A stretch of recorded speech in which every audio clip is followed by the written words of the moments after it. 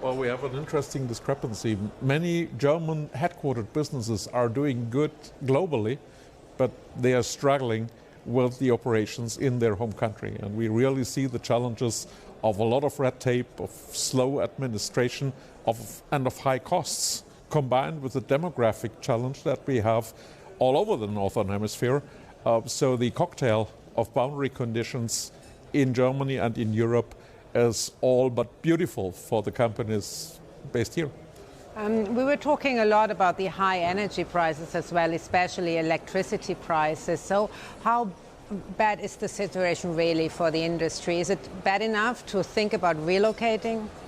It is indeed. There's a significant percentage of companies, and not only the multinationals with their global footprint, but a lot of mid-sized family-owned companies who have very operational plans to relocate, not the least due to high energy prices. But we must not forget that it's not only a question of what is the base price.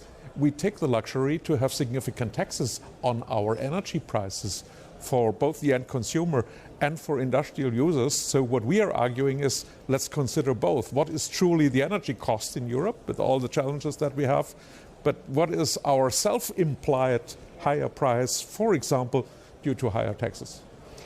Currently in Berlin, there is this government meeting between the Chinese government and the German government. Of course, China, major market for companies, but also major loads of uncertainty. So how are the discussions going regarding China? Well, I think across the Atlantic, we are sharing the same view of the three elements of being a systemic rival, China being a competitor, and being a partner in some of the most significant questions on the globe, be it climate change, be it pandemics and alike. And to keep the balance between these three elements, that is our expectation of the German government in these discussions. Now, from our business perspective, we are most interested how the business relationship may develop. As you know, there is no independence. The decoupling discussion, the G7 in Hiroshima have clearly pointed that out. That's not a scenario that we should wish for. It is about de-risking, that's crystal clear. We have some risks, especially in the supply chain, that we need to address. But the basic principle is, let's keep a balance and not overemphasize the one or the other of these three elements. I mean, the Chinese delegation is pretty much interested in improving relations as well. So how much negotiations power do you think is actually sitting here in Germany or in Europe? Well, I do believe there is a mutual interest. As much as we are interested in this big market, the biggest homogeneous market on the globe, as much are the Chinese still interested in the market, Europe and North America for that sake, but also in a technology collaboration. So I would not assume that China is objectively that strong that they could go for a decoupling. So there should be a mutual interest for collaboration, and that's to be tested in these negotiations. How do the Chinese react on that? And what we hear after the first day of these negotiations, that there is a constructive dialogue. That's how it was quoted. And that's good news, because talking to each other is always better than talking about each other. So along the lines that the Secretary of State was in Beijing, I think this delegation here in the middle of Europe is again a good sign for this spirit of let's talk to each other.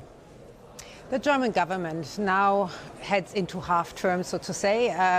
What's your mark, your school mark? Are they good in implementing what they have promised? Because they actually started off with that. We will do that very differently than all the Merkel years. Well, we appreciate the aspiration. We share the target. We all want to go for a decarbonized world. There is no dissent about that. We've come to terms in the assessment of the situation.